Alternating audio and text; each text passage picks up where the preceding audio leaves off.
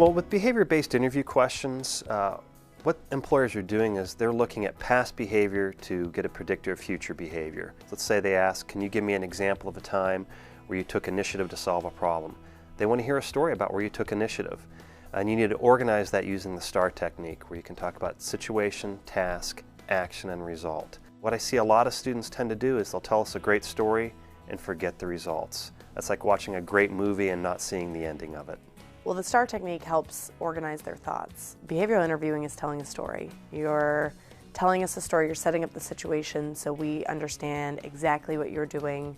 You know, you set the frame, you set the picture for us in our minds.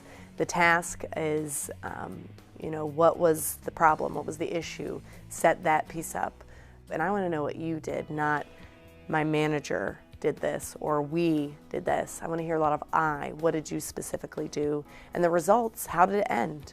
It's like telling a joke and not giving the punchline if you don't add the results in there. When they get those behavioral questions, take it back to a specific example, explain what they did, set it up, give the details, and include a lot of names, dates, times, numbers, and places. The more details you can give, it really helps the employer understand the depth and breadth of what you accomplished. Oftentimes if a student is giving examples that say, we did this and we did that when they're talking about a committee, I will stop them and say, that's great that your committee did that, but what specifically did you do?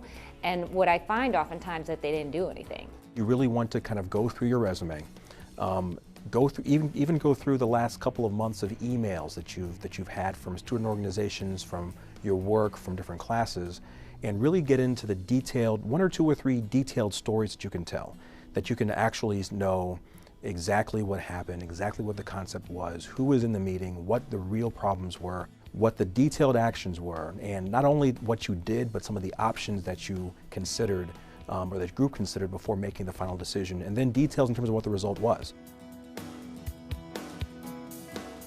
Well, David, can you tell me about a time where you set a goal and you thought you did everything possible to achieve that goal but still fell short?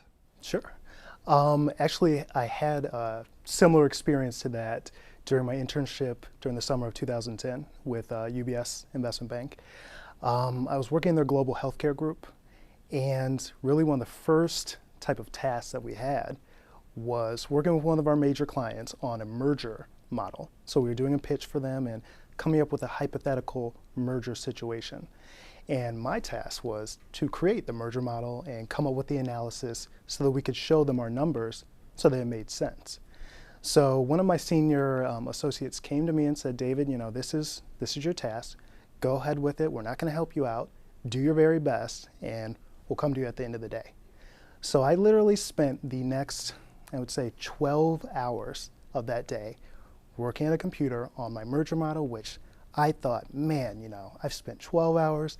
It's going to be perfect. There's nothing wrong with this. And when I finally presented my model saying, you know, we've got accretion here, we're going to make money off of this deal, the client's going to love it, the very first thing they did once I printed it out was take a red pen and cross an X all the way through it. And they said, you did absolutely everything wrong that we were looking for. And although you spent 12 hours, we're now going to have to go and redo this. So me, you know, this is my first week as an intern, sitting there thinking, wow, I spent way more time than any full-time person would actually spend on this. And I did it all wrong. How is this possible? I'm not going to get a job at all. And now all my dreams of doing investment banking are ruined from this one engagement. And what I later realized was the fact that, you know, when you come in, and this is what they told me at the end of the summer once I finally received a full-time offer, when you come in, they understand you don't know everything. You know, you're not supposed to know every single thing about investment banking or your internship in general. When you come in, they want to see that you are putting forth the full effort, you're going above and beyond, and really trying to do your best in terms of what they show you and what they want you to do. So at the end, that same senior analyst who crossed an X directly through, which, you know, I will admit it was incorrect, my work, he later said, you know, David spent half of a day on this model. He didn't give up. He was determined. He was confident in his work and what he thought was right. Even though it ended up being wrong, that same determination was what helped him to really be a perfect candidate for what we're looking for as a full-time analyst. So although I failed, and I definitely did fail, I did my best and I learned from that experience and ultimately got a return offer from UBS.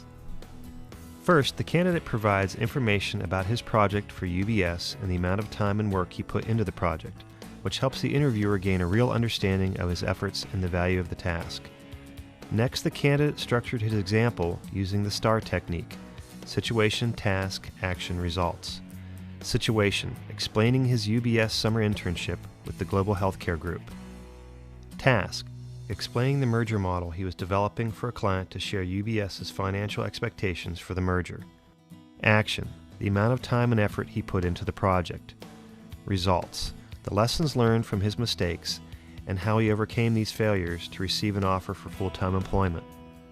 Third, the interview candidate's story was focused on a specific project and experience rather than a story about how he generally overcomes failure. Finally, the candidate's story was specifically about his experience and not a shared story about a team's accomplishments.